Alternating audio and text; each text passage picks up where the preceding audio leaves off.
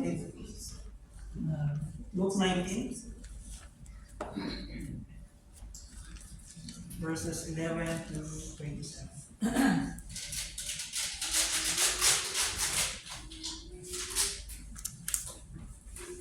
Sige po, sabay-sabay natin basahin.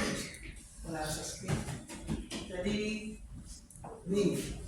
As they were exchanged, he proceeded there a parable, because he was near to Jerusalem, and because he supposed that the kingdom of God was to appear immediately. He said, therefore, a nobleman went into a far country to receive for himself a kingdom and then return. Calling 10 of his servants, he gave them 10 minas, and said to them, engage in business until I come.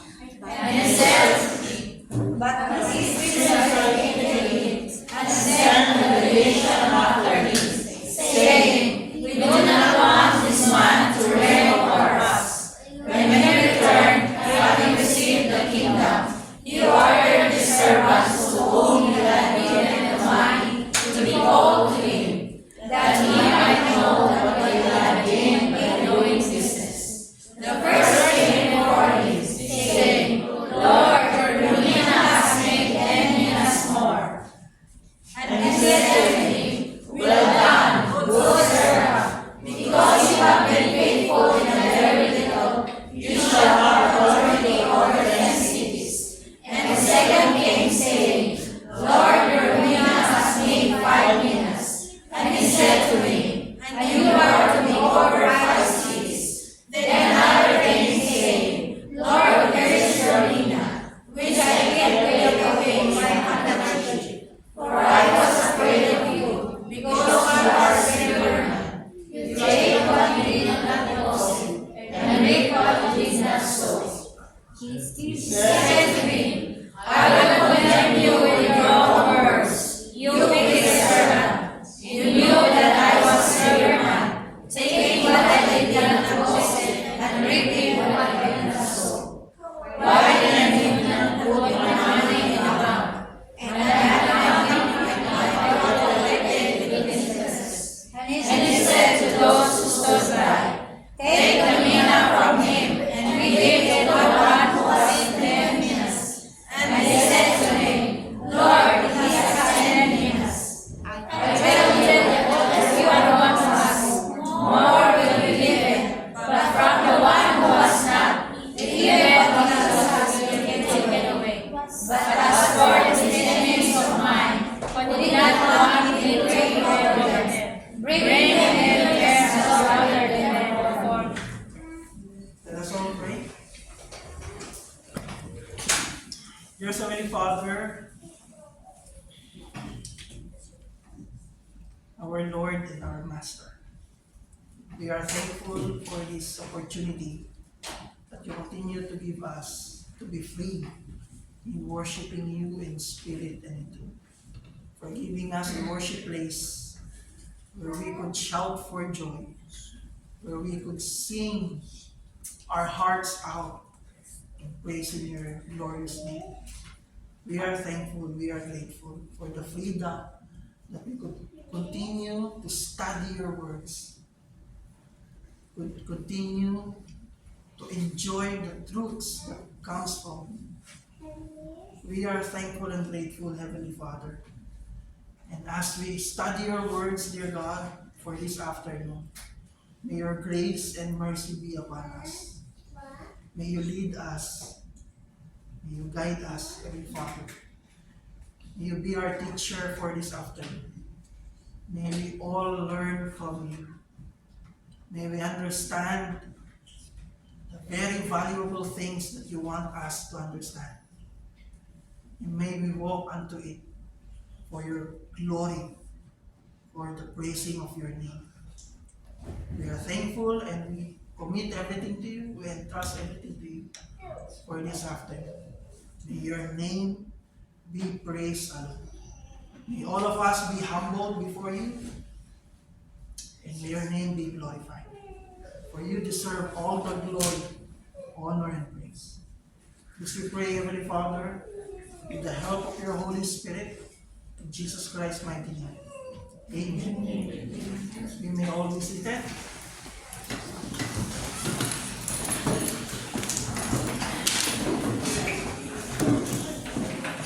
Basta po kayo mga kapatid. Namiss po namin yung 50% na nila. Kita naman. Salamat sa Panginoon, magkakasama ulit tayo sa ating pagpupuri, pagsamba, pag-awit, pag-aaral, at pagdakila sa ating Panginoon. Amen po? Amen. Yan mo yung katabi mo. Hindi mo na sa kanya. Kapatid, mamiss kita. Siso. Nanginginig. Ako ba namiss mo? Misis ka ko. Namiss kita. Praise God. Ang pamagat po ng ating pag-aaralan ngayong hapon na ito ay pinamagatang the given opportunities that must not be wasted. Sabi niyo nga po, given opportunities. Given opportunities. Ano ba yan? Given opportunities. Mga ibinigay na opportunity. Pagkakataon. We could really look at it as given privileges from the Lord. That must not be wasted. Amen? Amen. Mga pribilehyo at pagkakataon na hindi dapat masayang. At hangoy po ito mula sa ating binasa sa Luke chapter 19, verses 11 to 27, na kilala sa o bilang talinghaga o parable of the 10 minas. Amen po? Amen. Sabihin niyo nga po, parable. Or sa Tagalog, talinghaga. Mga kapatid, in hermeneutics, sa pag-i-interpret ng salita ng Panginoon o ng kasulatan, ang pag-i-interpret po sa mga talinghaga ay may special na rules. Kasama po siya sa 8 special rules of interpreting the scriptures. Ano po yun? In interpreting parables. Sa pag-i-interpret nito,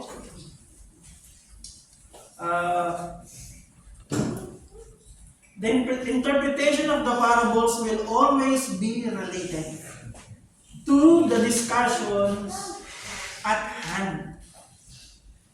Amen po? Ibig sabihin, pag in-interpret po natin ng mga talinghaga, laging related yon sa kung ano bang pinag-uusapan bago ibigay yung talinghaga. At kahit after ibigay yung talinghaga, ano ba yung pinag-uusapan doon? Amen po? Pag in-interpret ang talinghaga, hindi siya lalayo sa kung ano yung pinag-uusapan nung ibigay ng Panginoon ang talinghaga. Amen? At sa biyaya ni Lord, last week, at nung mga nagdaan pa, nasaksihan natin ang mga mahalagang discussion on hand. Ano bang pinag-uusapan nila? Ano bang nangyayari? Especially on verse 9 to 11 ng Luke chapter 19. Dito natapos. Tandaan niyo po yung pinag-aralan natin last week kay Zacchaeus. Opo, ano po? Isa siyang, sino si Zacchaeus? Pinuno ng mga tax collector. Kilala sila bilang mga mandarambong,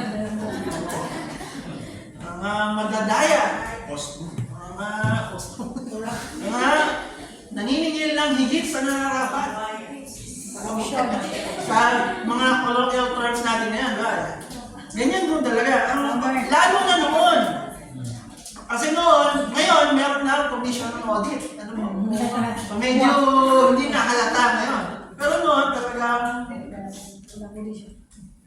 iba. For the law of term, garapal talaga noon. Ang pangurakot. Kaya galit daw po na tao sa kanya. Pero nung dumating ang Panginoong Jesus, napunta si Zacchaeus sa path of blessing. Pinag-aralan mo natin. Umakyat siya ng puno para makita ang Panginoon. At being on the right place at the right time, tinawag siya ng Panginoong Jesus. Halika sa kayo bumaba ka. Madali.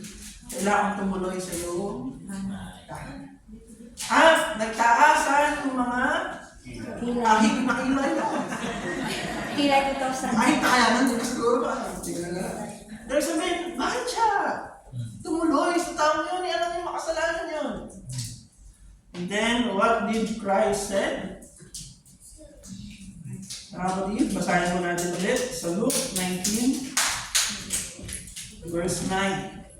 Kasi tuloy natin hanggang 11. Ito po. At sinabi sa kanya ni Jesus, ang kaligtasan ay dumating ngayon sa sambahayan ito sapagkat anak din ni Abraham ang tao ito. Ang anak ng tao ay naparito upang hanapin at iligtas ang naligaw. Amen po? Amen. And verse 11, binasa natin kanina, habang ang mga tao ay nakikinig. Amen? Nung sinasabi ito ni Jesus, patungkol kay Zacchaeus, patungkol sa kanyang sambahayan, nung nakita ng Panginoong Jesus ang pagsisisi ni Zacchaeus at ang kanyang handang gawin, at nung sinabi niya mga tao pala nakikinig. Amen po? Amen. Talaga, habang ang mga tao ay nakikinig, isinalaysay din ni Jesus sa kanila ang isa pang talinhaga. So in relation to that, in relation on what is happening, Jesus gave this parable. Si Jesus ay malapit na noon sa Jerusalem at inakala ng mga tao na magsisimula na ang paghahari ng Diyos. Still, dahil yung pinag-aralan natin nakaraan, though we talk about His disciples, di ba yung mga disciples niya, ang focus yung paghahari ng Panginoong Jesus.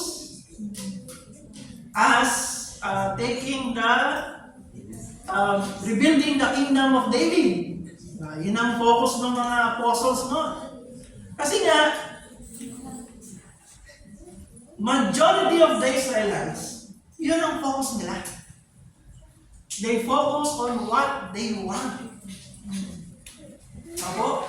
At kasama po ito, sila din mga nakatunghay, yung mga tao naman. Nakatunghay na, ito na, mag-ahari na siguro. Kaya sinabi niya ang talinhaga ito. Amen po? Amen. Yeah.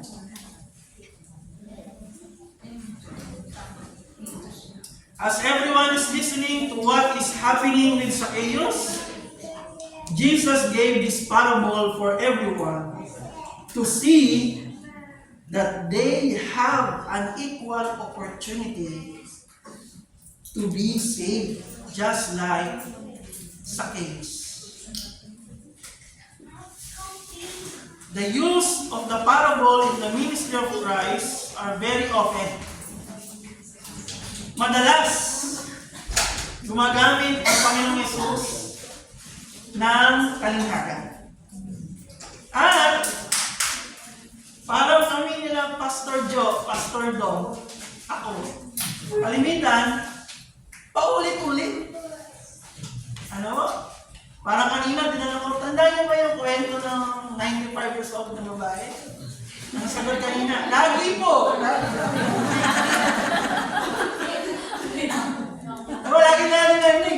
yung doktor at yung may sakit na ubo.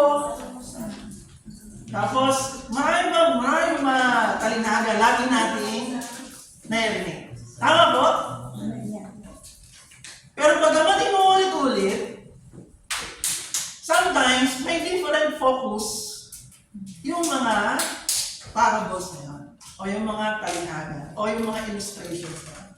It might be same illustration, o same story, pero minsan may ibang focus din. Amen? The point is, same thing with this illustration. Hindi lang ito isang beses ginamit ng Panginoon Jesus. Paulit-ulit din niya ito ginamit. Patunayan, ito po, ginamit ng Panginoon nung siya ay papasok na sa Jerusalem. Tama po? Pero on Matthew, narinig ulit ito nung siya ay nasa loob na. Having this called Olivet Discourse. Inulit din ito doon. Iba nga lang ang mas focus doon sa talinagang yun kesa sa focus sa talinagang yun. Pero it shares the same principles. Amen po? Ngayon, yung Matthew 25, 14 to 30, babalikan din natin. O pupuntahan din natin. It's the same story. The parable of the talents. Tandaan niyo po yan? May binigyan ng 5 talent. Binigyan na, kung sinabing talent, hindi po talent po, singing, video, kundi currency. Currency po yan. Binigyan ng 2 talents, binigyan ng 1 talent. Ito naman, minus. Or, sa ibang salin, sa Tagalog, 10 or tig-isang salaping ginto. Pero same story. Same story. Okay ba mga kapatid? Same parable, different focus of discussion. Meron tayong 3 points na pag-aaralan natin. First is the challenge of enriching the given opportunity. Sabihin nyo nga po, challenge. Silipin po natin mula sa talinaga nito. Ito yung may challenge na kasama. Ang sabi po sa verse 12 to 14, ayan yung basahin ko po. Ang sabi ng Panginoon, kaya sinabi niya, may isang maharlika na pumunta sa malayong lupain upang ito'y gawing hari.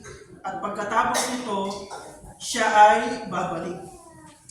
Subalit bago siya umalis, tinawag niya ang 10 sa kanyang mga alipin at binigyan ng ang mga ito ng tig-isang gintong salapi or mina.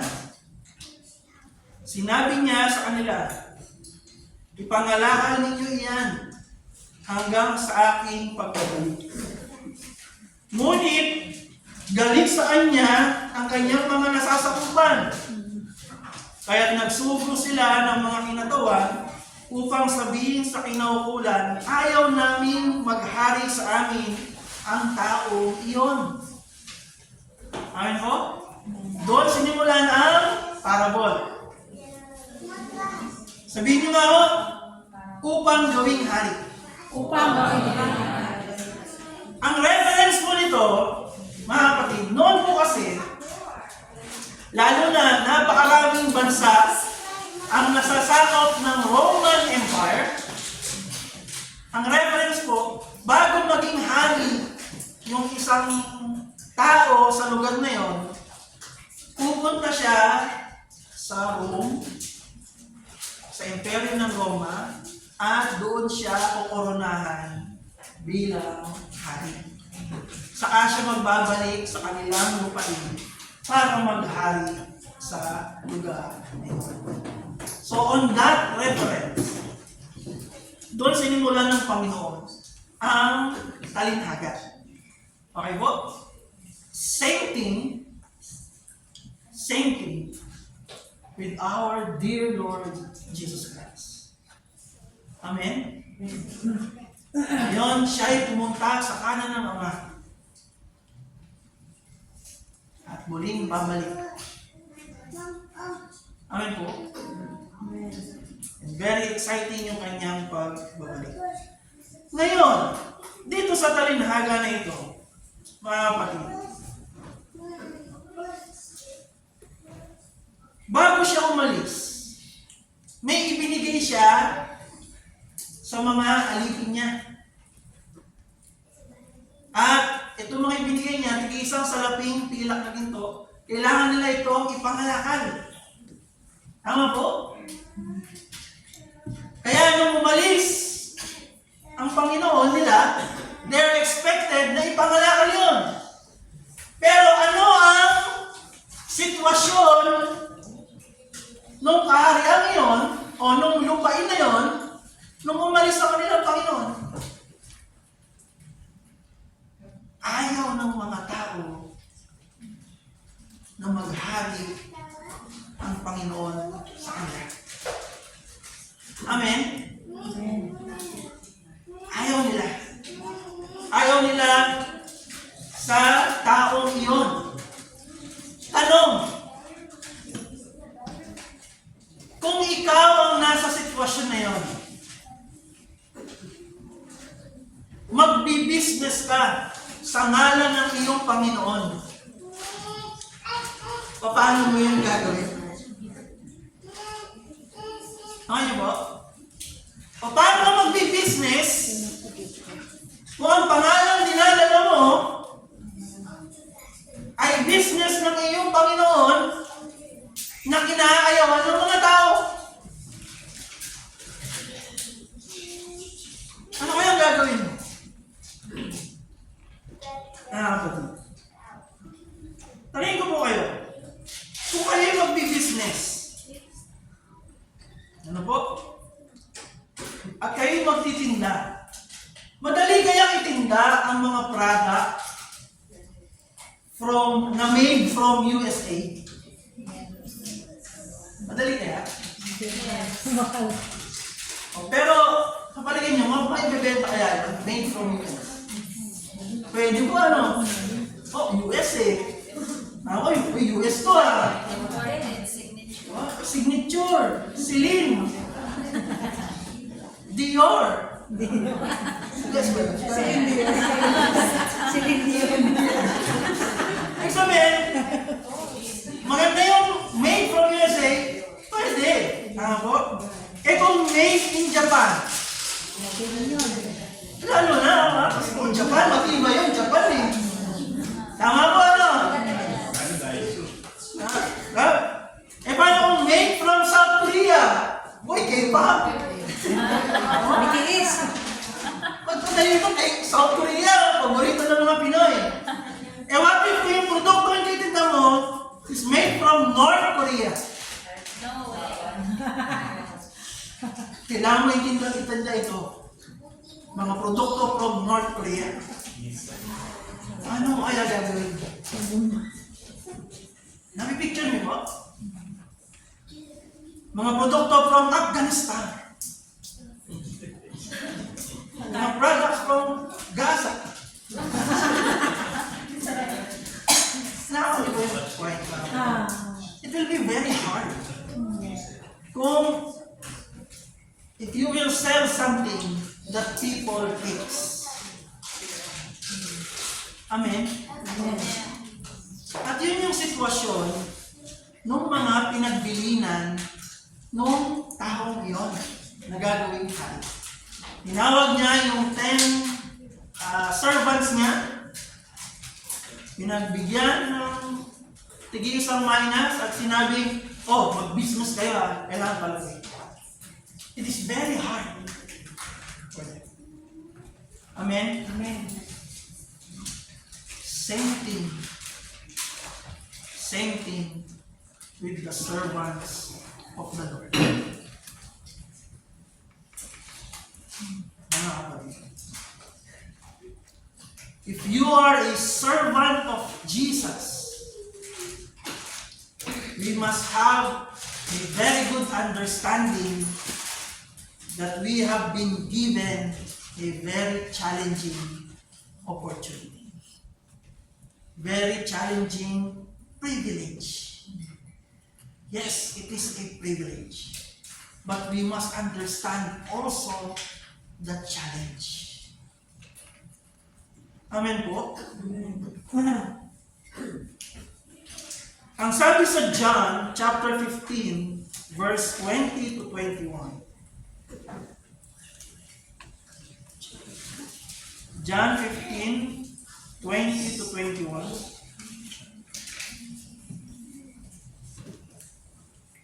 Ito po ang nasusulat.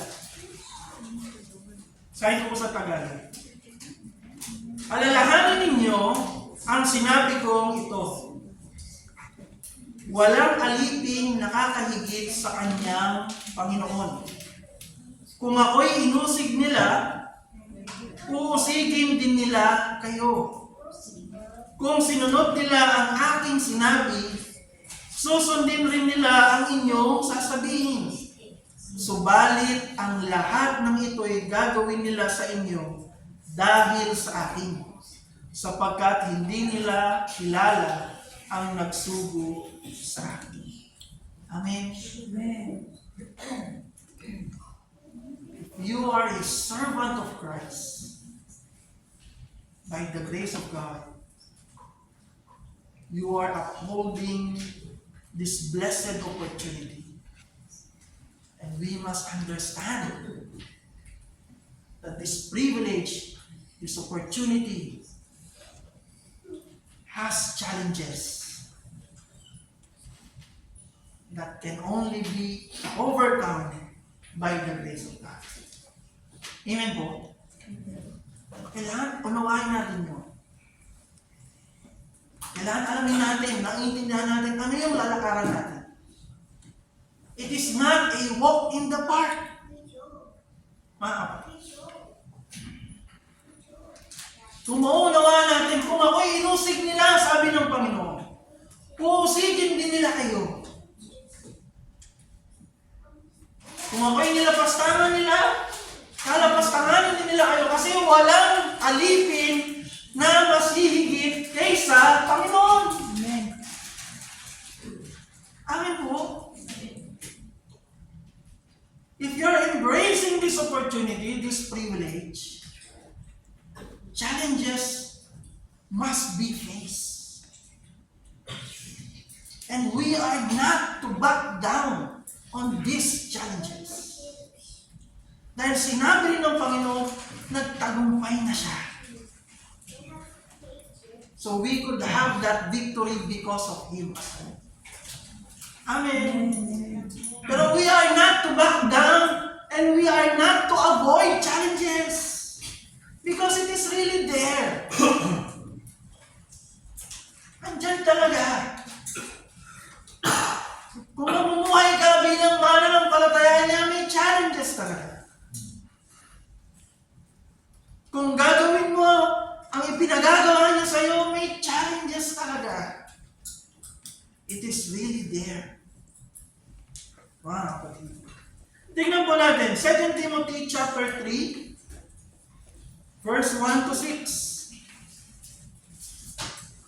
2 Timothy chapter 3, verses 1 to 6.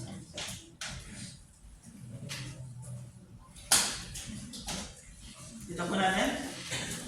Basahin ko po. Ito po ang nakasulat. Dapat mong malaman na sa huling araw ay magkakaroon ng mga kahirapan.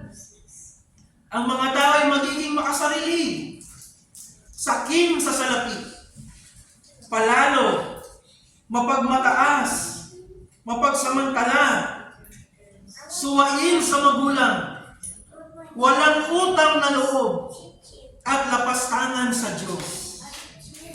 Sila'y magiging malupit, walang habag, mapanirang puri, marahas, mapusok, at namumuhi sa mabuti.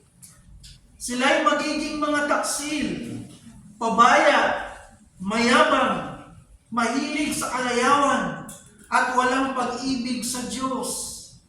Sila'y magkukunwaring maka-Diyos, ngunit hindi naman nakikita ang kapangyarihan nito sa kanilang pamumuhay. Iwasan mo ang ganyang uri ng mga tao. May ilan sa kanila na gagamit ng panlilinlang upang makapasok sa mga bahay ng babaeng walang pagpipigil sa sarili. Ang mga babae nito ay alipin ng kanilang mga kasalanan at ng sari-saring pagnanasa. Habang papalapit ng papalapit ang huling araw, magiging papasama ng papasama ang mundo. Mga kapatid. At yun ang ating haharapin. Amen. As servants of Christ, habang ipinapakilala natin ang Panginoon Jesus, ito po ang ating kahaharapin. Kaya nga ang sabi sa Hebreo, chapter 10, verse 25. Basahin po natin. Hebrews 10:25. Tingnan niyo po ang tagubilin ito. Huwag nating kaliligtaan ang pagdalo sa ating mga pagtitipon gaya ng ginagawa ng ilan. Sa halip, palakasin natin ang loob ng isa't isa. Lalo na ngayon na nakikita natin malapit na ang araw ng Panginoon. Amen po. Ano pong tagubilin? Huwag natin kaliligtaan ang alin?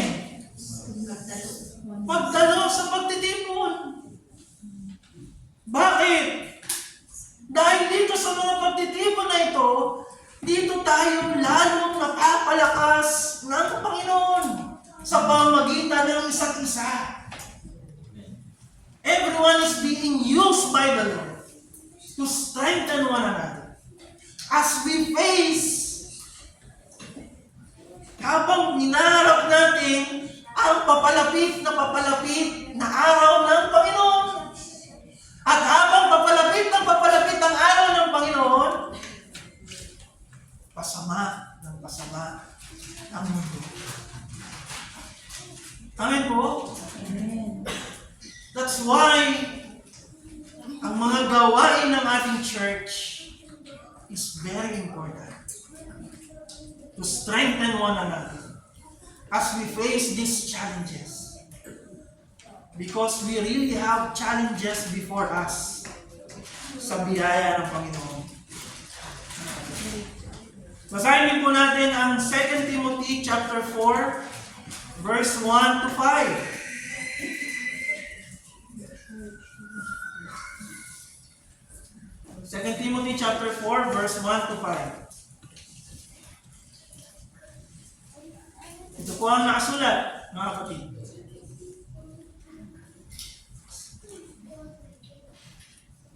Sa harap ng Diyos at ni Kristo Jesus na darating bilang hari at hahatol sa mga buhay at sa mga patay, inaatasan kitang ipangaral mo ang salita ng Diyos. Pagsikapan mong gawin iyan, napapanahon man o hindi. Himukin mo ang lahat at pagsabihan ng mga tao at palakasin ang kanilang loob sa pamamagitan ng matyagang pagtuturo. Sapagkat darating ang panahon na hindi na sila makikinig sa wastong katuruan. Sa halip, susundin nila ang kanilang hilig. Maghahanap sila ng mga tagapagturo na walang ituturo kundi ang ibig lamang nilang marinig. Hindi na sila makikinig sa katotohanan. Sa halip ay ibabaling nila ang kanilang pansin sa mga alamat. Ngunit ikaw, maging mahinahon ka sa panahon ng kahirapan. Gampanan mo ang tungkulin ng isang mangaral ng magandang balita at pagbutihin mo ang iyong paglilingkod. Amen. Challenges will come. Pero ano ang dapat natin gawin? We must all be faithful. Nagawin natin ang ipinapagawa sa atin despite of these challenges. Kasi may pangako ang Panginoon. I will be with you till the end of the age. Amen? Amen. Eh, huwag tayong atras, mga kapatid. Ang sabi ko sa Filipos chapter 2, verse 12 to 14. Basahin ko natin. Filipos chapter 2, verse 12 to 14. Kaya nga, mga minamahal, tulad ng iyong buong pusong pagsunod, noong ako'y kasama ninyo, lalo kayong maging masunurin ngayon na ako'y malayo sa inyo. Pag sumikapan ninyo, maging ganap ang inyong kaligtasan ng may lubusang paggalang at pag-ibig sa Diyos. Sapagkat ang Diyos ay kumikilos sa inyo upang inyong naisin at isagawa ang kanyang kalooban. Verse 14. Gawin ninyo ang lahat ng bagay ng walang pagtutol o pagtatalo upang kayo'y maging mga ulirang anak ng Diyos. Matuwid at walang kapintasan sa gitna ng mga taong mapanlinlang at masama. At sa gayon, magsisilbi kayong ilaw sa kanila, tulad ng bituing nagniningning sa kalangitan, habang ibinabalita niyo sa kanila ang mensahe na nagbibigay buhay. Sa gayon, sa araw ng pagdating ni Kristo, may pagmamalaki kong hindi nawala ng kabuluhan ang aking pagpapagal sa inyo. Amen po. Anong sinasabi dito ni Pablo? Sa gitna ng mga taong liko at masasama, sa gitna ng mga taong mga liko at masama, maging ilaw kayo sa kanila. Amen? This is the privilege as servant of Christ, that we could be used by Christ Himself as light of the world. Para mga bituin na nagniningning sa kalangitan. Sabihin niyo nga po, bituin nagniningning sa kalangitan.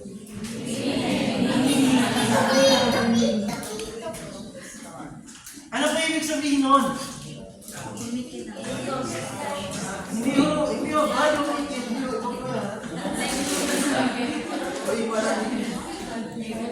kasi ano, mga kapatid, ba't sinabing ang mga Kristiyano pala, ang mga mananampalataya pala, ay magsisilbing ilaw, parang bituing nagniningning sa kalangitan. Ano ibig sabihin nun? Kasi po noon, wala pa pong compass. Actually, nung panahon, nung generation ni Christ, doon pa lang ito na-invento. Hindi pa ito popular.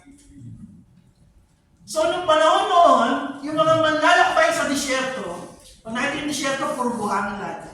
At mga manlalakbay sa dagat, sa karagatan, paano sila hindi naliligaw? Tumitingin sila sa bituin. Sa pamamagitan ng mga bituin na nagniningning sa karagatan, matataan nila ang tamang landas na dapat nilang tahakin. Ang sinasabi ng Panginoon sa biyaya ng Diyos, as being given the opportunity to live as servants of Christ, that we may live our lives as light of the world, upang magsilbi po tayo mga bituin sa mga taong liko at masasama, sabi sa kanila. Upang pagtumingin sila sa iyo, sa biyaya ng Diyos, matahak din nila ang tamang landas na dapat nilang tahakan. Amen. Amen. Yung mga naliligaw, tulad ng pinag-aralan natin ng nakaraan, parang si Sakeo. Maging instrumento ka ng Panginoon para marami pang Sakeo ang makaalam ng tamang landas papunta kay Kristo. Amen. This is the privilege. This is the opportunity being given to us. Kahit may challenges, sa gitna ng mga taong likot, masasama, sabi ng kasulatan. Kahit nakapalibit sila sa iyo. Asan si ate? Wala pala siya dito na. May nag-chat sa akin nung last time eh. Asan siya? Wala siya ngayon. May site ba siya? Yung regarding separation and saturation. Pastor, ano yung pagkakaiba ng separation and saturation? Anong verse? Pinanong ko muna. Ano yung tinutukoy mo? So, regarding sa mga mananampalataya, so we are called to be separated. Saan? In the evil ways of the world. Amen po? Ibig sabihin, kahit tayo naroon, kahit tayo naririto sa mundong ito, hindi tayo nakikipag-participate sa mga masamang makamundong kapamarahanan. Amen po? In that sense, we are separated. Pero in the same way, we must be saturated. Dapat nakakalat din tayo sa buong mundo. Bakit? Because as light of the world,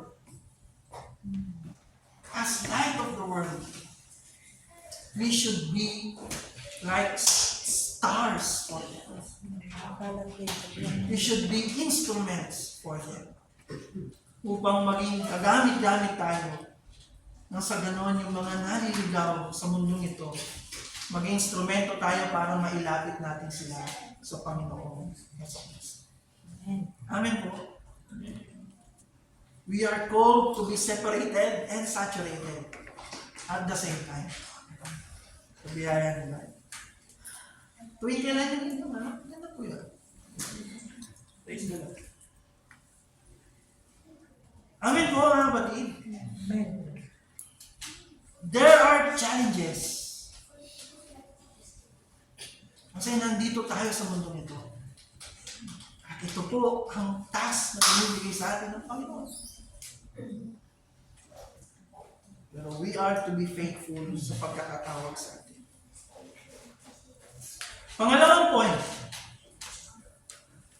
the grace and reward on enriching the given opportunity. Sabi niyo ulit, enriching. Ano ba yung enriching? Maghanap kami ng mas magandang English term. Ano talaga yung nakita natin? Ano yun? Pinagyayaman yung opportunity ipinagkaloob sa atin. Amen po? Amen. Pinagyayaman ba natin? Itong pagkakataon ay binibigay sa atin ng Panginoon. Kasi kung pinagyayaman natin, there is a grace and reward in enriching the given opportunity.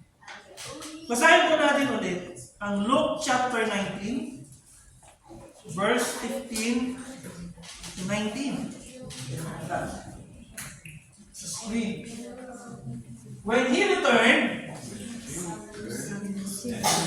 nung bumalik na siya bilang hari, ito na, having received the kingdom, he ordered the servants to whom he had given the money to be called to him, and he might know what they had gained by doing business.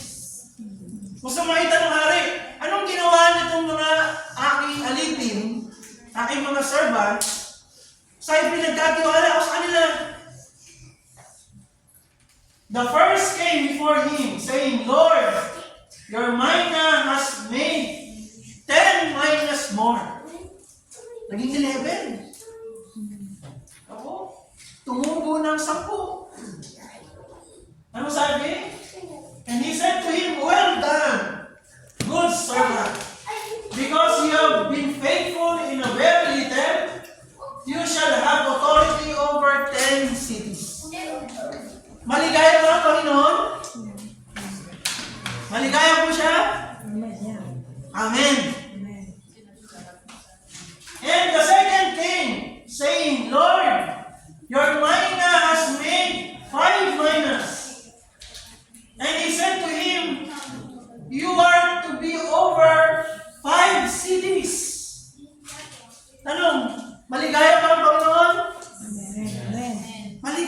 din.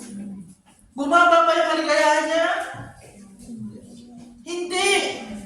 Amen po? Amen.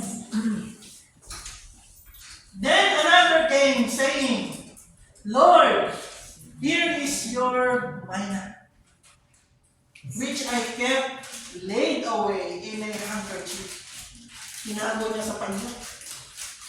For I was afraid of you, because you are a severe man. You take what you did not deposit, you reap what you did not sow. He said to him, I will condemn you with your own words, you wicked servant. You knew that I was a severe man, taking what I did not deposit and reaping what I did not sow. Why then did you not put my money in the bank? And at my coming, I might have collected it with interest. Amen. Amen. Nagalit ba si Lord? Bakit siya nagalit? Dahil ba hindi tumubo ng 10? Dahil, salamat po ate. Hindi siya nagalit dahil hindi tumubo ng 10 o hindi tumubo ng 5. Alam niyo kung anong kinagalit ng Panginoon? Sinayang ng alipin yung ipinagkatiwalang oportunidad sa kanya. Look at what he had said. Why did you not put my money in the bank? Ano yung sabihin mo? Sa lahat ng pwede mong gawin, yun na yung pinakasimpleng pwede mong magawa. Amen po. Hindi ka mahangalakal na yung, ilalagay mo sa bangko. Sana may itinubo ako. Sa lahat ng pwede niyang gawin, yun na yung pinakasimple na pwede niyang gawin. Kung ginawa niya kaya yan, matutuwa kaya yung Panginoon? Amen. Pero ba't nagalit ang Panginoon? Hindi dahil sa maliit o malaki, hindi. Kasi wala siyang ginawa. Yun ang ayaw ng Panginoon. God has given privileges. Pero wala kang ginawa. Pero sinayang. Yun ang ayaw niya.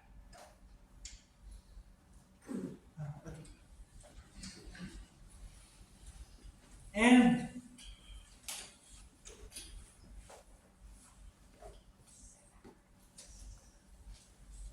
when we say privileges, basahin po natin. Una, ang Matthew 28:18 to 20.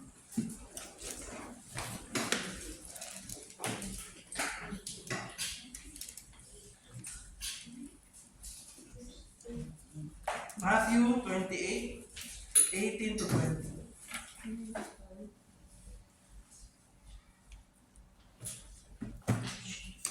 Kung sabi, lumapit si Jesus at sinabi sa kanila, ibinigay na sa akin ang lahat ng kapangyarihan sa langit at sa lupa. Kaya't habang kayo'y humahayo, gawin ninyong alagad ko ang mga tao sa lahat ng mga bansa. Bautismuhan niyo sila sa pangalan ng Ama at ng Anak at ng Espiritu Santo. Turuan niyo silang sumunod sa lahat ng iniutos ko sa inyo. Tandaan ninyo, ako'y laging kasama ninyo hanggang sa katapusan ng panahon. Amen? Amen.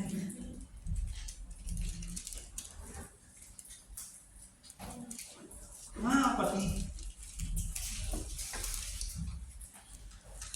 God gave these privileges. Una, to know His Son. To know the King of Kings and the Lord of Lords. At pag sinabing to know Him, minsan ang isang problema, Christians are putting dichotomy in terms of salvation and serving the Savior.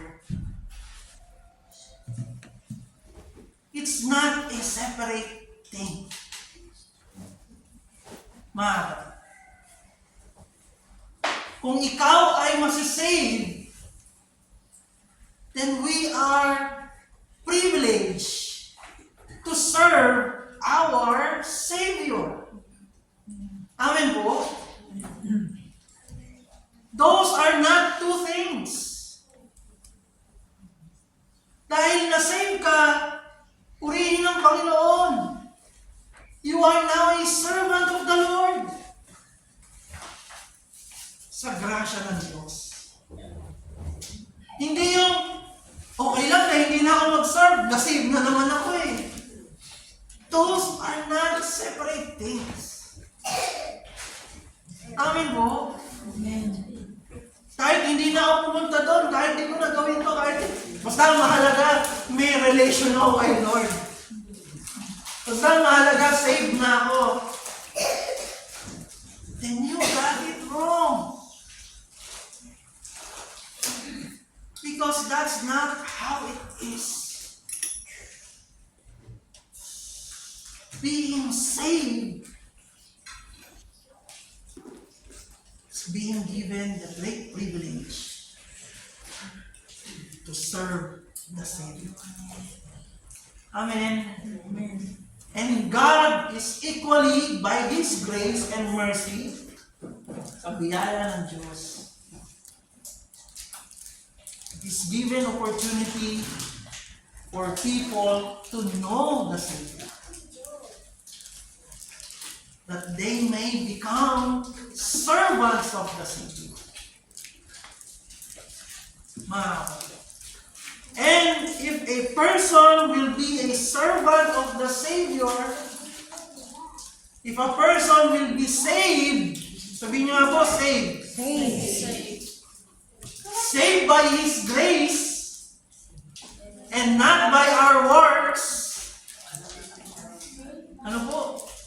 Lagi natin pinag-aaralan, lagi natin inuunawa, lagi natin tinuturo sa tulong ng Panginoon. We are to be saved by His grace through faith and not by our works. It is a gift of God so that no one can boast. Amen? Amen. Hindi pwedeng pagdating natin sa langit, sasabihin natin, "Hoy, alam mo ba kung ba't ako nakapunta dito? Kasi nag-serve ako sa Dubai." Ikaw? Hindi ganun. Amen po? Amen. The only reason that we could be in heaven is by understanding, humbling ourselves, accepting the grace of God, and putting our faith in Christ. Na tayo'y makasalanan at hindi karapat-dapat sa kanyang tahanan sa langit. Ngunit dahil sa grasya ng Diyos, ibinigay niya ang kanyang kaisa-isang upang ang kanyang anak ang magdusa ng parusa na tayo ang dapat patungan. At upang ang isinabuhay ng kanyang anak na katuwiran ay mapasa atin. Amen po? Amen. Ang ating kasamaan, ang ating karumihan ay mapasa kanya. Kaya siya nagdusa sa krus. Kasi siya ang tumanggap ng parusa ng lahat ng ating kasalanan. At ang kanya namang kabanalan, katuwiran, ay mapasa atin. Kaya tayo magiging katanggap-tanggap sa kanyang bayan. Amen. Amen. Pag nangyari yun, if we will accept that privilege, that grace, we become servants of Christ. We have now an opportunity to be light of this world, to share the truth about Christ. Kung sinasabing ipangalakal, sa kanyang pangalan, ibig sabihin ipakilala siya sa mga taong ayaw sa kanya.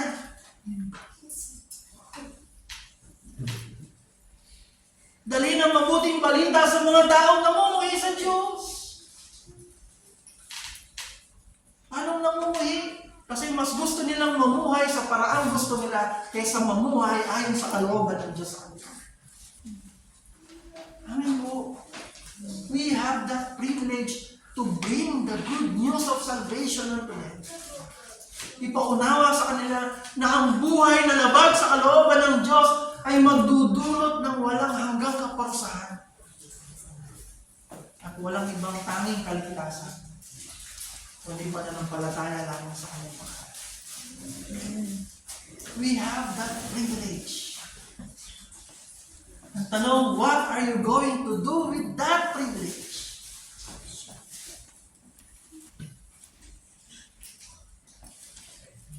First and foremost, will you accept the greatest privilege for Him to be your Lord and Savior?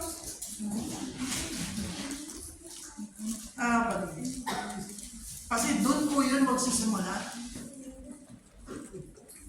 And once you do it, you'll be His servant. Biyaya ng Panginoon. At ang sabi sa 1 Corinthians chapter 3, verse 11 to 15,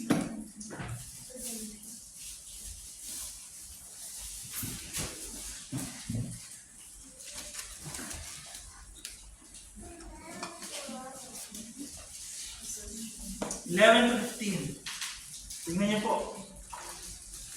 Sapagkat wala nang ibang pundasyong maaaring ilagay maliban sa nailagay na.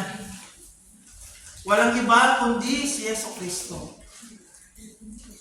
May nagtatayo na gumagamit ng ginto o pila o mamahaling bato. Mayroon namang gumagamit ng kahoy, damo o dayami.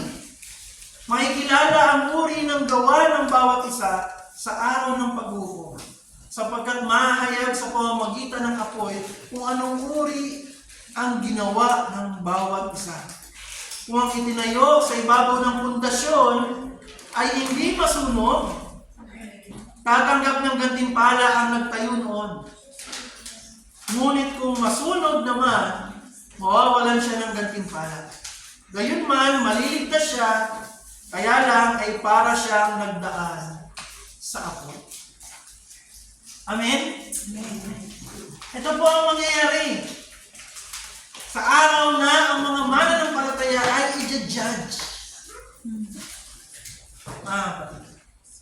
Bakit? Wala nang may lalagay na pundasyon maliban sa nailagay na, kundi ang Panginoong Jesucristo. Sabi niyo nga, pundasyon. Kung si Kristo na ang pundasyon ng iyong buhay, ang tanong, anong itatayo mo sa ibabaw ng pundasyon niya? Kung siya na ang pundasyon, what will you build? Merong magbibuild na ang gamit ginto, pila, mamahaling bato. Ang mga materyales na itatayo. Meron mo tayong mga engineers dito. Alam po nila yan. Meron naman ang gagamitin materyales, kahoy, damo, dayami. Si Kristo ang pundasyon, ang itinayo, kahoy, damo, dayami. Pagdating ng pag-uukom, lahat yan dadaan sa apoy. Amen po. Kung ang itinayo ay hindi masunog, Bakit? Kasi gawa sa ginto, pilak, or mamahaling bato, yung nagtayo noon, tatanggap ng katibayan. Reward. Pero, kung yung itinayo ay masunog, gawa sa kahoy, damo, dayami, monoblock, bato monoblock, kasi lagi lang nakaupo. Gawa sa plato, kutsara, tinidor.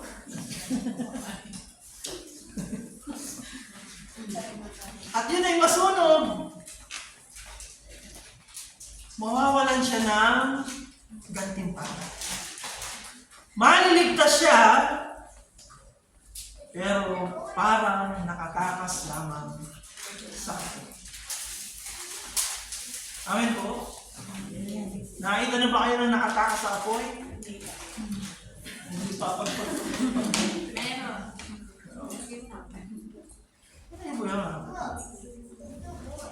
those who will not waste the privilege of knowing Christ and will serve Christ faithfully will surely have rewards in heaven. Amen po? First and foremost, those who put their faith in Christ is already going to heaven. Tapos those who are going to heaven, may reward ka pa.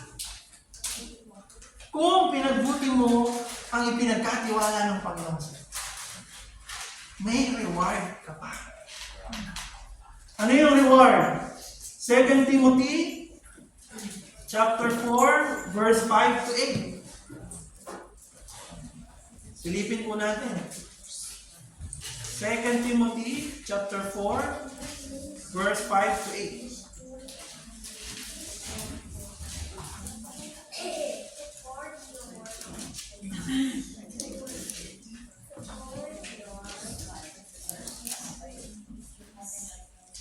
Ito po, sabi. Basahin ko po mga kapatid. Sa New King James Version. But you be watchful in all things. Endure afflictions. Do the work of an evangelist. Fulfill your ministry. For I am already being poured out as a drink offering, and the time of my departure is at hand. I have fought the good fight. I have finished the race. I have kept the faith. Finally, there is laid up for me the crown of righteousness, which the Lord, the righteous judge, will give to me on that day. And not to me only, but also to all who have loved His appeal. Amen po. The crown of righteousness. The everlasting. There are 5 known crowns. Pag-aaralan po natin yan. Pero those are the reward of a faithful minister, faithful servant of Christ. Amen po.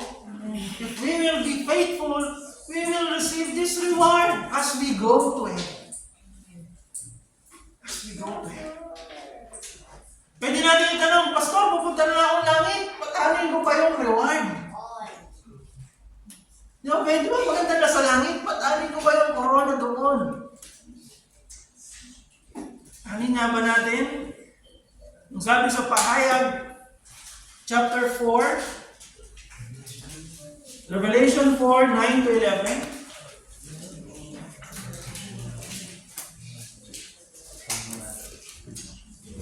Revelation 4, 9 to 11. Basahin mo natin.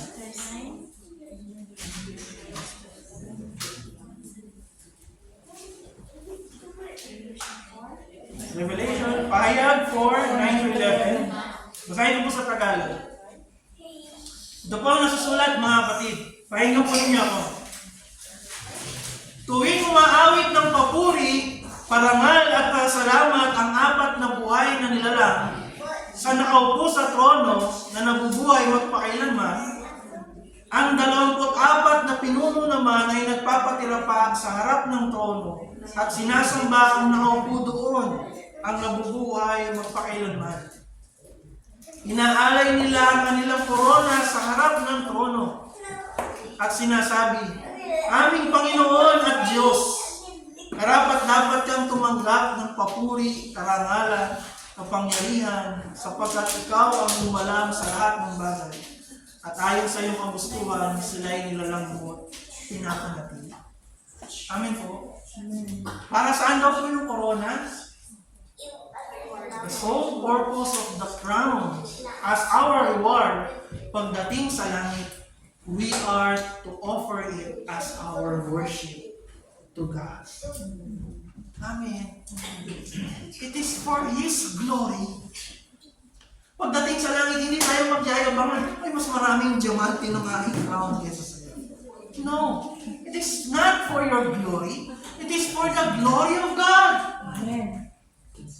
The reason we would desire crowns, ang rason kaya hahangarin natin na magkaroon ng gantimpala, kaya pagpuputihin natin dito sa lupa, because He deserves all the glory, honor, and praise. Amen. Kapatid. It is for His honor. Kaya tayo nagsusumikap sa biyaya ng Panginoon. Kahit challenging, nagsiserve tayo. Namumuhay tayo bilang mananampalataya, bilang ilaw ng sanlibutan. Dahil ang kagustuhan ng Panginoon, maraming makakilala sa Kanya. Maabot ang mga dapat maabot. Yan ang nais niya. And it is all for His honor. All for His glory. And it is our joy to do all these things for the King of Kings and the Lord of Lords. Mga minamahal ko. Amen. That's why we desire. Kahit mahirap, kahit challenging, it is all worth it. Because it is for His glory. Amen po. Amen. Kung kayo nga with love po ito Diba, ang hirap ng trabaho dito, pero kinakaya nyo. Bakit? Kasi para sa anak nyo, para sa pamilya nyo, para sa paano sa buhay. Amen po. Amen. How much more kung ito yung para sa Panginoon? Amen. Di ba sa sinasabi, dugot pawis ang aing na para sa inyo. Amen po. Kung maunawa natin, lalo naman para sa Panginoon. Kahit buhay mo ang kapalit. Amen.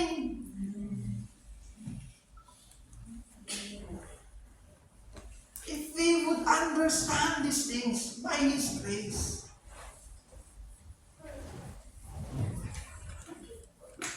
kaya kanina yung binasa na, kanina po may binasa kami 1 John 3:16. Alam natin yung John 3:16. Pero ano pong sabi sa 1 John 3:16? Basahin na po natin ulit. 1 John chapter 3 verse 16.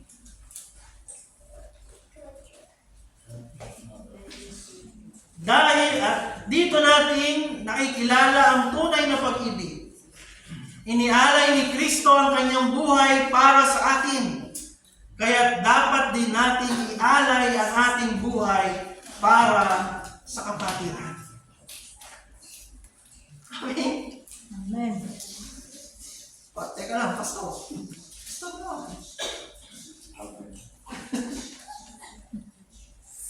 Nakita niyo po yun? Kaya nga, if we understand this thing, diba, meron tayo pinag-aaralan, naiintindihan natin ano yung pagsisisi. Naiintindihan natin ano yung pananampalataya sa Diyos. Sino ba yung Diyos na ating pinananampalataya? Naiintindihan natin ang pagdideclare ng kanyang pagiging Panginoon ng buhay natin. Declaring that He is our Lord. declaring that we are turning away from our sins and now we are His followers. Yun yung baptism. Sino yung mga nabaptize dito? Taas sa kamay? Mga nabaptize? Nung huli nabaptize, I mean. Nung huli nabaptize? Sige, wag mo kayo. Huwag kayong magiging Amen! Nga po? Kabiyayan ng Panginoon. Declaring the Lordship in your life. Amen po? Amen. And if you would understand, bakit tayo magsaserve? Kaya tayo pinapatungan ng kamay. Ano yung pinagkakatiwala sa atin in these ministries of His church? Ano yung idudulot ng mga ministries na ito? To the point that it might cost your life, but it's okay because you will be resurrected. Just as Christ has been resurrected. Kahit na kinanta natin kanina. Amen po. Kaya okay lang sa kanila. Even it would cost their lives in serving the Lord. Because they understand their blessed hope that after this life, there is another far more greater than this. Amen. Amen po. And that understanding that there will be a final judgment. That all who did not put their faith in Christ will rot in hell. And all who put their faith in Christ will be with Him forever. That's why habang wala pa yung judgment, we reach out to them. That's why He gave this command to the ends of the earth. Amen po. Amen. Dahil His revealed will is that all men would be saved. Yun ang gusto ng Panginoon. Yun ang revealed desire ng Panginoon. Na ang lahat ng tao ay maligtas. Yung maging instrumento tayo ng Panginoon para sa mga ito. Amen po? Amen. And if we will not waste these things, these opportunities, these privileges, we will be rewarded. We will be rewarded. Just as those servants na may ginawa, hindi nila sinayang yung oportunidad at pagtitiwalang binigay sa kanila. They have been rewarded. So as we, kung pahahalagaan natin, if we will value this privilege, and we will enrich this opportunity, those who will be faithful will be rewarded. Just like Paul. Amen.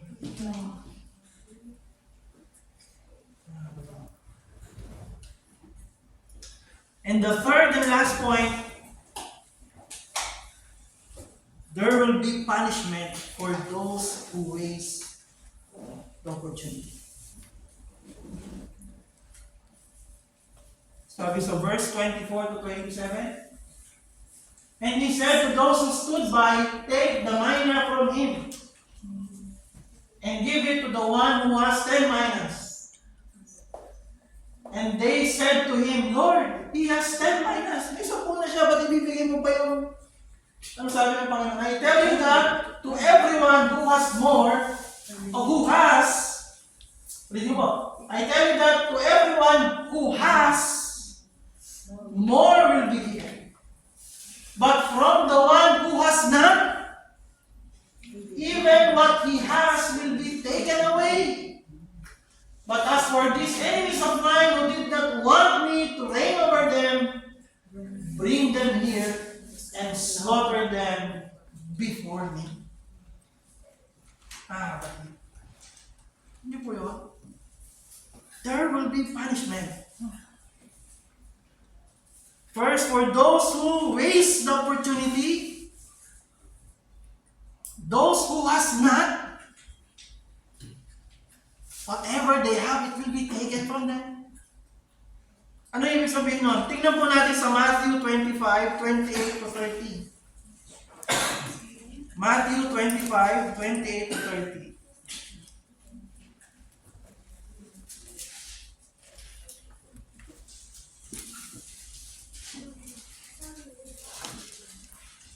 Ito po ang sinasabi mga kapatid.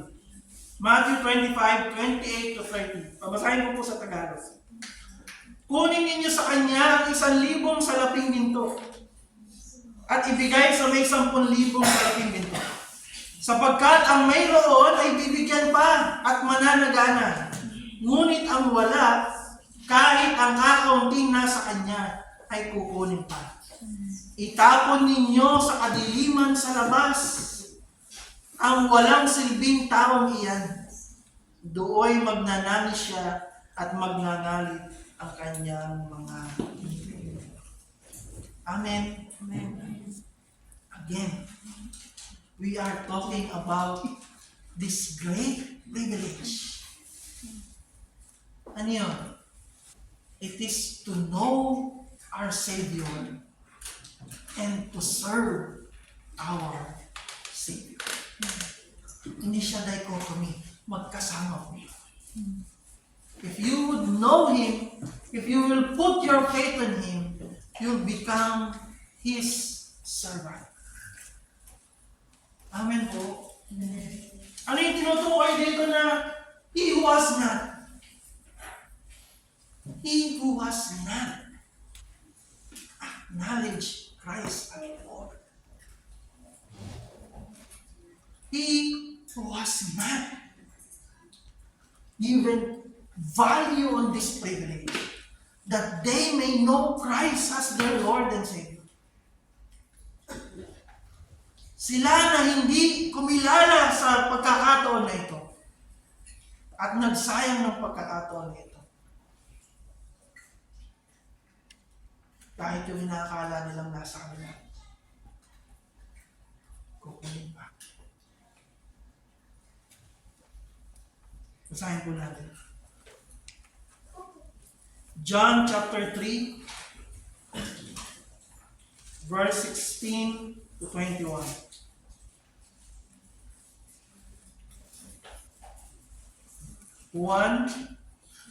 Chapter 3, verse 16 to 21. Ang sabi po dito mga kapatid, sapagkat gayon na lamang ang pag-ibig ng Diyos sa sangkatauhan, kaya't ibinigay niya ang kanyang kaisa-isang anak, upang ang sinumang sumampalataya sa Kanya ay hindi mapahamak, kundi magkaroon ng buhay na walang hanggan. Isinugo ng Diyos ang Kanyang anak, hindi upang hatulan na maparusahan ang mga tao, kundi upang iligtas ito sa pamamagitan niya. Hindi hinahatulang maparusahan ang sumasampalataya sa anak, ngunit hinatulan na ang hindi sumasampalataya, sapagkat hindi sila sumasampalataya sa kaisa-isang anak ng Diyos. Ganito ang paghatol ng Diyos, na parito sa sanlibutan ng ilaw, ngunit inibig pa ng mga tao ang dilim kaysa liwanag, sapagkat ang kanilang mga gawain ay masasama. Kinakasaklaman ng mga gumagawa ng masama ang ilaw, ni hindi lumalapit dito upang hindi mahayag ang kanilang mga gawa. Ngunit ang namumuhay ayon sa katotohanan ay lumalapit sa ilaw upang maihayag na ang mga ginagawa nila ay pagsunod sa Diyos. Amen po. Dumating na ang ilaw. Pero mas iniibig pa ng mga tao ang dilim kaysa liwanag. Amen? Amen. Basahin pa po natin. Mateo 7:21 to 22.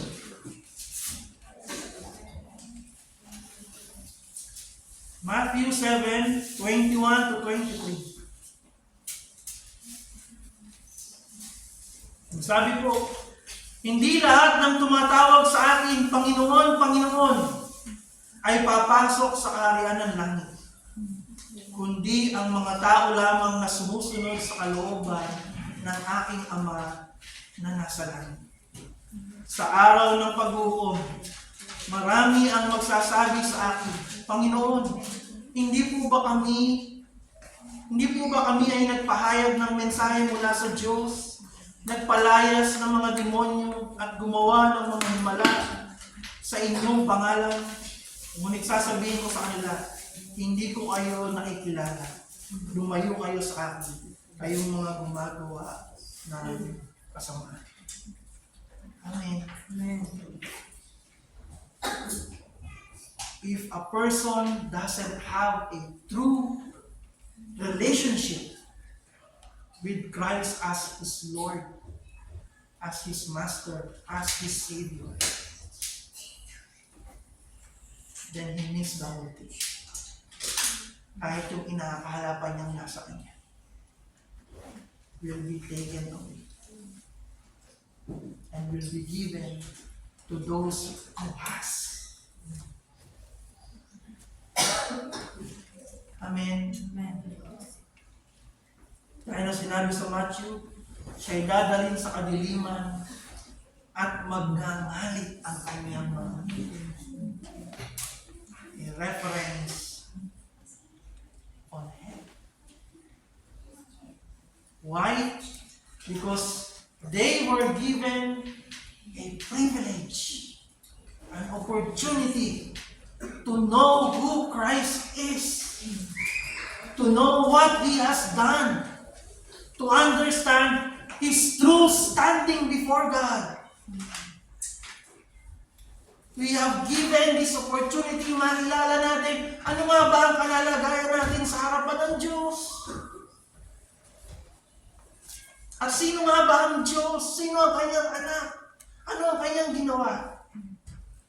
If a person will waste this opportunity, then he missed everything.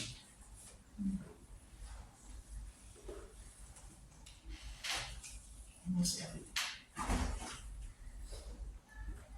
Amen po.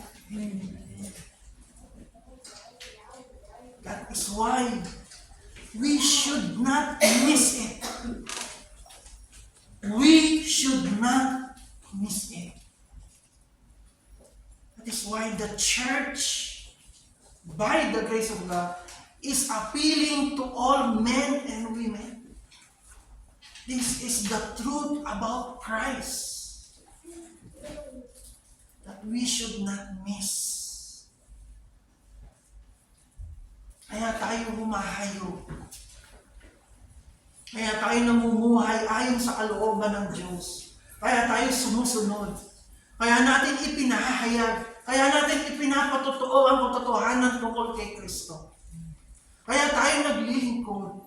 Kaya natin sila inaabot para mailapit sa Panginoon. Corinthians 5:20 hanggang chapter 6, verse 7.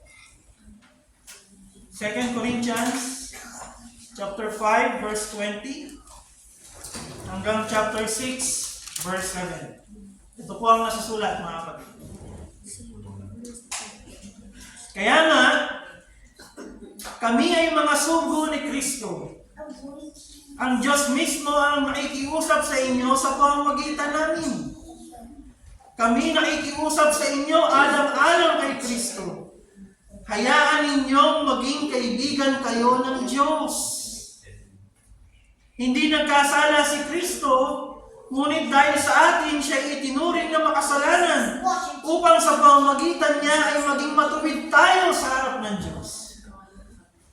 Yamang kami mga katulong sa gawain ng Diyos, naikiusap kami sa inyo na huwag ninyong sayangin ang kagandahang loob na ibinibigay ng Diyos sa inyo. Sapagkat sinasabi niya, sa kaukulang panahon ay pinakinggan kita. Sa araw ng pagliligtas, sinaklolohan kita. Ngayon na ang panahong nararapat. Ngayon na ang araw ng pagliligtas. Aming makagawa ng anumang ipagdaramdam ninuan. upang hindi mapulaan ang aming paglilingkod.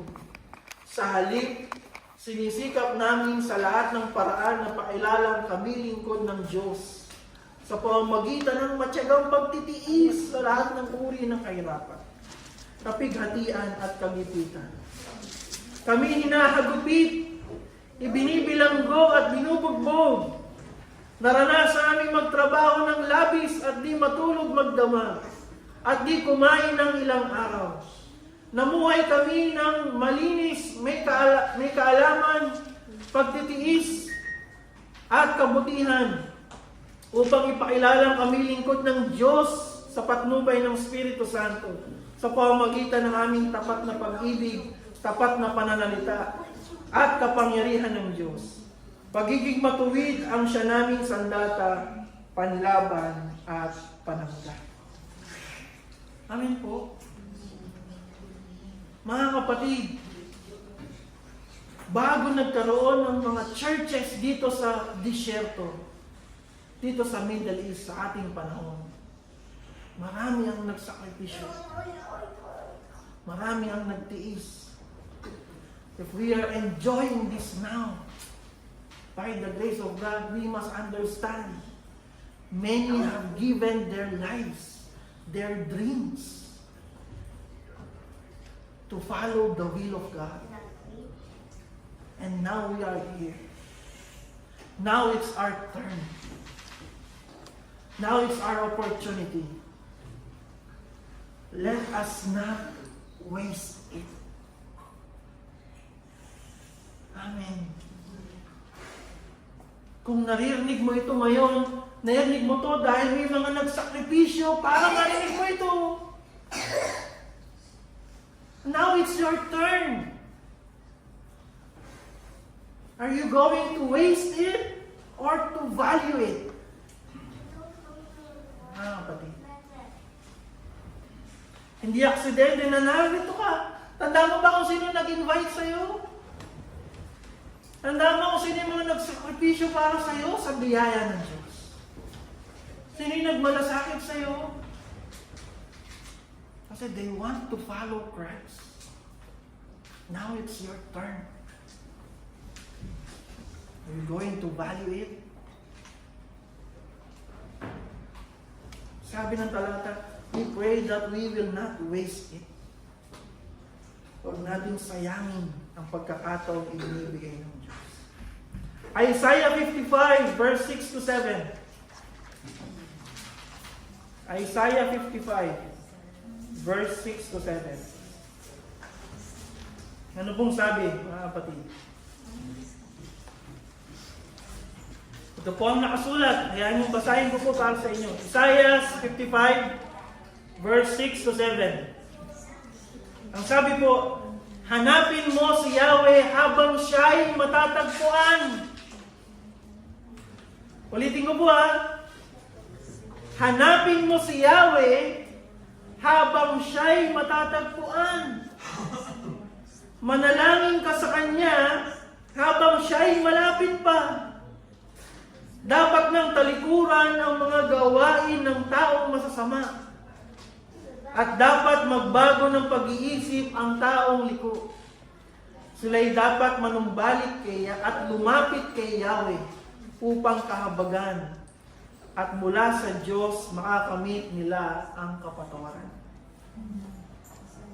Amen. Habang siya'y pwede mo pang matagpuan. Remember yung kinuwento ni Pastor Joe last time, yung picture sa TikTok? Christ is knocking at your door. Bubuksan mo ba yung pinto para sa Kanya? Kasi pagdating ng panahon, kung hindi mo siya pagbubuksan, darating ang panahon na kahit anong katok natin, wala rin magbubukas para sa atin. Kaya habang may pagkakataon, let us not waste this golden privilege from the Lord. Mga kapatid. Huwag tayong gumaya doon sa hindi nagpahalaga sa pribilehiyong binigay ng Panginoon.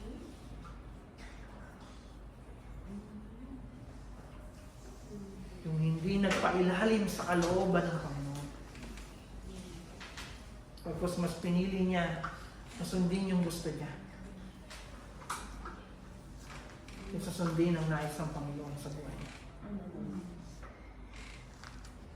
He was thrown into darkness with gnashing of his teeth. For us, we have the privilege to humble ourselves, acknowledge our sins, repent, and put our faith into our Lord and Savior Jesus Christ, and live as His servant the whole days of our lives. And if we will not waste that opportunity, we will surely receive our reward that will bring glory to God.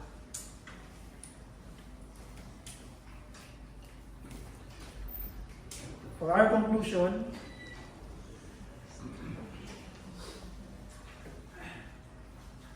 yung binasa po kanina ni Sister Daisy, Acts 13:36.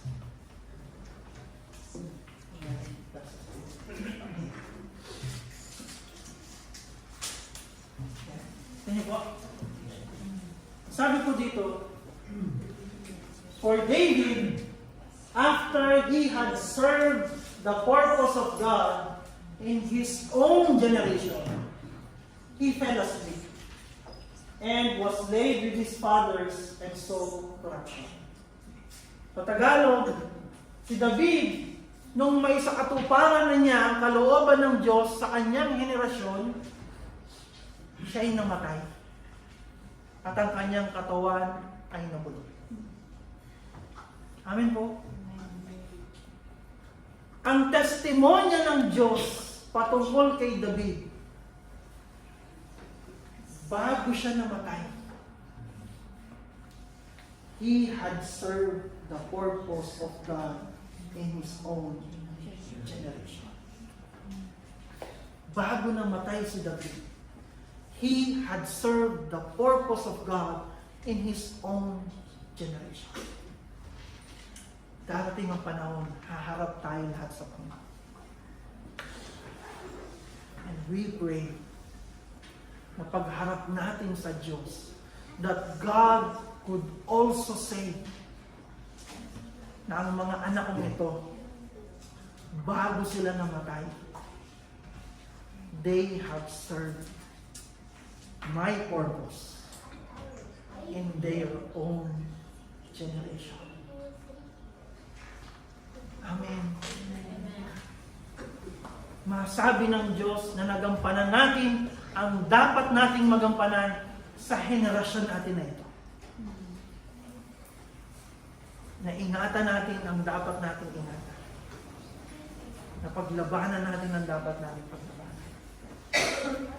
At napagtagumpayan natin ang dapat nating pagtagumpayan. It is for His glory and His glory. Mga minamahal kong kapatid, sa hapon pong ito po ang makapangyarihan salita ng Diyos. Kaya po natin. Tayo tumayo at tayo manalangin.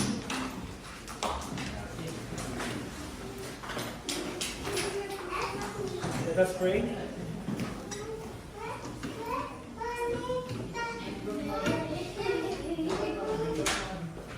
Our dear Heavenly Father, our Almighty God,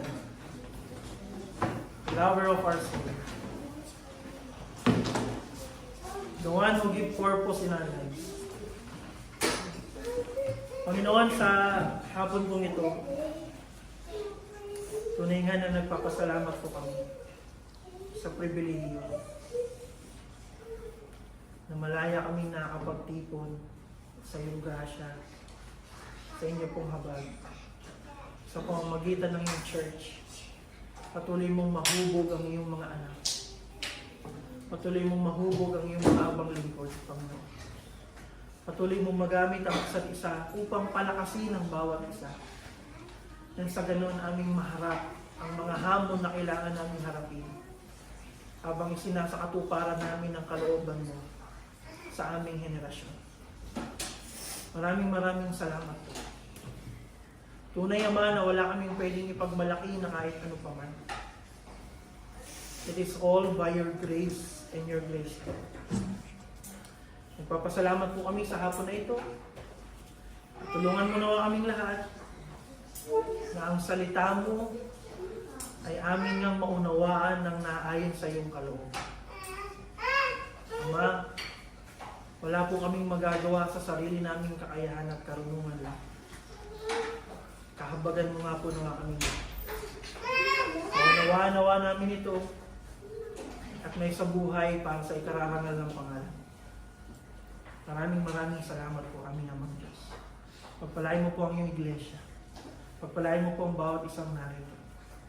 May you move continuously in a very special way, according to your grace and mercy. This we pray to you, Father, with the help of your Holy Spirit, in Jesus Christ's mighty name. Amen. Amen.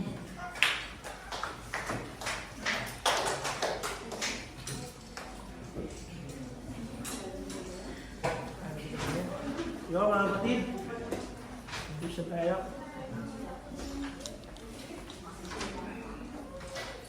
May the love and the care of the Father be upon you. May the grace and peace from our Lord Jesus Christ be upon you. May the power, the presence, and the fellowship of the Holy Spirit be upon us all.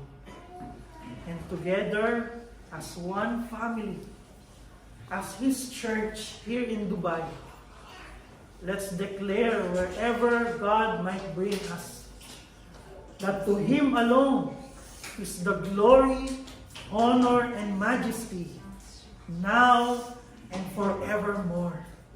Amen. Amen.